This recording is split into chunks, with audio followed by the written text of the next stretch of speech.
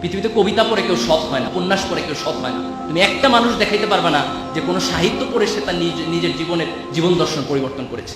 কিন্তু আমি 1000 পিপল দেখাতে পারবো in the history of the world যারা ধর্মগ্রন্থের কারণে, ধর্মীয় বিশ্বাসের কারণে তার নিজের জীবনের সততা প্রমাণ করেছে। যে ব্যক্তি যে মসজিদে যায়, যে যায় না তার চেয়ে সে ভালো মানুষ। যে মন্দিরে যায়, যে যায় না তার চেয়ে সে ভালো মানুষ। যে গির্জায় যায়, যে যায় না তার চেয়ে সে ভালো মানুষ। পৃথিবীর কোনো ধর্ম মানুষকে অন্যায় শেখায় না, পৃথিবীর কোনো ধর্ম মানুষকে মিথ্যা কথা শেখায় না, পৃথিবীর কোনো ধর্ম মানুষকে নগ্নতা শেখায় না, পৃথিবীর কোনো ধর্ম মানুষকে অশ্লীলতা শেখায় না। কিন্তু তুমি তোমার ধর্মের কাছে ফিরে যাও। একটা ধর্মহীন সমাজ করে আমরা মানুষের সমাজ বানাতে পারবো না। আজকে পাশ্চাত্য সমাজ তো মানুষের সমাজ নাই, এটা অমানুষের সমাজ হয়ে গেছে, ভয়ঙ্কর অমানুষের সমাজ হয়ে গেছে। এই ধর্মহীন পাশ্চাত্য সমাজ যেন আমাদের টার্গেট না। তোমাকে একটা জিনিস মনে রাখতে হবে, তুমি পরিশ্রম করবা, তুমি তার ফলাফল পাবা। তুমি ফাঁকিবাজি করবা, তারও ফলাফল তুমি পাবা। প্রত্যেকটা ভালো কাজের একটা রিওয়ার্ড আছে, প্রত্যেকটা খারাপ কাজের একটা পানিশমেন্ট আছে। আমি দুইটা ধর্মের দুইটা মাইথোলজি থেকে দুইটা কোট করে আমি আমার বক্তব্য শেষ করব। হিন্দু ধর্মের একটা গল্প আছে এরকম যে তাদের একজন রাজা ছিলেন, মোস্ট প্রবাবলি তার নাম ছিল গান্ধারী। একটা যুদ্ধে তার অনেকগুলো সন্তান মারা গেছে। তো সে ঈশ্বরকে প্রশ্ন করলো যে ঈশ্বর, তুমি আমাকে এত বড় পানিশমেন্ট কেন দিলে যে আমার সব সন্তান একটা যুদ্ধে মারা গেল? আমি তো এরকম কোনো অন্যায় করি নাই, আমার যতটুকু মনে পড়ে আমি আমার জীবনে জাতীয় কোনো সিন, কোনো ক্রাইম আমি করিনি। ঈশ্বর তাকে বলতেছেন যে তুমি ছোটবেলায় যখন খেলাধুলা করতেছিলে তো একদিন খেলার ছলে কিছু প্রজাপতি মেরেছে, প্রজাপতি মেরে তুমি তোমার গলায় মালা বানিয়েছে। বলছে ওই প্রজাপতি মারার পানিশমেন্ট হিসেবে আমি তোমার সন্তানকে এই যুদ্ধ হত্যা করেছি। সে হচ্ছে আমি তো এটা খেলার ছলে করেছি। ঈশ্বর বলতেছে আমিও এটা খেলার ছলে করেছি। This important. সে তার ছোটবেলায় একটা জীবকে হত্যা করেছে, হয়তো বুঝে নাই, but that wrong did punishment হিসেবে তার জীবনে ফেরত এসেছে। বুখারী শরীফে একটা হাদিস আছে যে প্রাচীন আমলের একজন মহিলা ছিলেন, তিনি খুব খারাপ মহিলা ছিলেন।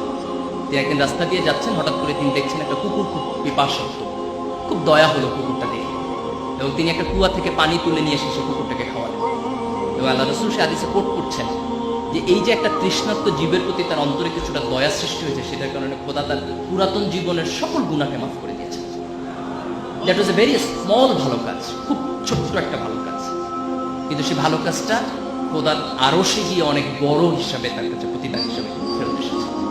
এই যে আমরা আমাদের জীবনে অনেকগুলো কাজ করি, আমরা তো অনেক ভাবি না যে এটার আউটপুট কি হবে, কিন্তু তুমি একটা ছোট্ট ভালো কাজ করো, বিলিভ মি, এই ভালো কাজের প্রতিদান তুমি তোমার জীবনে পাবা। তুমি একটা ছোট্ট খারাপ কাজ করো, এর প্রতিদান তুমি তোমার পাবা, এই জেনারেশনে না হলে নেক্সট জেনারেশনে। কোরআনের একটা ঘটনা এরকম আছে যে মুসা আলাইহিস সালাম যখন খিজির আলাইহিস সালামের সাথে যাচ্ছেন, তখন খিজির আলাইহিস সালাম অনেকগুলো কাজ করেছেন যেগুলোর এক্সপ্লানেশন তিনি বোঝেন নাই, পরে দিয়েছেন। তার মধ্যে একটা কাজ ছিল যে একটা নগরে গিয়ে ওই নগরের মানুষরা তার সাথে দুর্ব্যবহার করেছে, কিন্তু ওই কোনায় তিনি একটা প্রাচীর তুলে দিয়েছেন। তারপরে যখন মুসা আলাইহিস সালাম এক্সপ্লানেশন দিচ্ছে তখন বলতেছে যে এই প্রাচীরের নিচে কিছুটা গুপ্তধন ছিল, এবং সেই গুপ্তধন হচ্ছে এমন দুটো নাবালক সন্তানের যার বাবা সৎ মানুষ ছিলেন। এই জন্য আল্লাহ তাকে বলেছেন তুমি ওই সৎ মানুষের সন্তানের জন্য এই সম্পদটাকে রেস্ট্রিক্ট করো, এটাকে সংরক্ষণ করো। তার মানে তার বাবার সৎকর্মের জন্য তার সন্তান বেনিফিটেড হচ্ছে। দ্যাট মিনস তুমি তোমার ভালো কাজের রিওয়ার্ড যেমন পাবা, তোমার খারাপ কাজের পানিশমেন্ট হবে। এটা হয় থার্ড জেনারেশনে, না হয় সেকেন্ড জেনারেশনে, না হয় থার্ড জেনারেশনে। এটা যে সবসময় মরণের পরে হবে দ্যাট ইজ নট ইম্পর্টেন্ট। মরণের পর তো হবেই, সেটি পৃথিবীতেও হবে। এই যে এই মানুষের জীবন যখন এই ধর্মবোধের জায়গা থেকে, অ্যাকাউন্টেবিলিটির জায়গা থেকে সরে যায়, তখন মানুষের মধ্যে কোনো নৈতিকতা থাকবে না, মানুষের মধ্যে কোনো বোধ থাকবে না, মানুষ বেপরোয়া হয়ে উঠবে। এবং সেই বেপরোয়া মানুষ শিক্ষিত হলেও কিছু যায় আসে না, সে বেপরোয়া মানুষ এ প্লাস পাইলেও কিছু যায় আসে না। কারণ আমাদের সোসাইটি আমরা দেখেছি যে আমাদের অনেক শিক্ষিত মানুষ আজকে করাপশন করছে, অনেক শিক্ষিত মানুষ আজকে দেশের সম্পদকে বিক্রি করে দিয়েছে দেশের বাইরে। এই যে দিস ইজ ইম্পর্টেন্ট যে আমরা গ্লোবালাইজেশনের যুগে আমাদের কোয়ালিটি ডেভেলপ করার পাশাপাশি এই অ্যাকাউন্টেবিলিটির জায়গা থেকে মানুষের প্রতি ভালোবাসা, জীবনের প্রতি ভালোবাসা, জীবের প্রতি ভালোবাসা, এক ধরনের নৈতিকতা বোধ, এক ধরনের ধর্মবোধ, যে কোনো ধর্ম, ফেইথ বেস অ্যাপ্রোচ। তুমি ঈশ্বরকে বিশ্বাস করো, আল্লাহকে বিশ্বাস করো, গডে বিশ্বাস করো, does not matter, but you must believe, you must practice whatever your religion is. You must have the sense of the accountability, যে ভালো কাজ করলে এটা একটা ভালো কিছু পাবা, তোমাকে এটা এনকারেজ করবে। একটা খারাপ কাজ করলে তোমার পানিশমেন্ট হবে, ভয় তোমার মধ্যে থাকতে হবে। এই দৃষ্টিভঙ্গি যখন আমাদের জীবনকে নিয়ন্ত্রণ করবে, তখন সত্যিকার অর্থে আমরা একটা ভালো সমাজ করতে পারবো।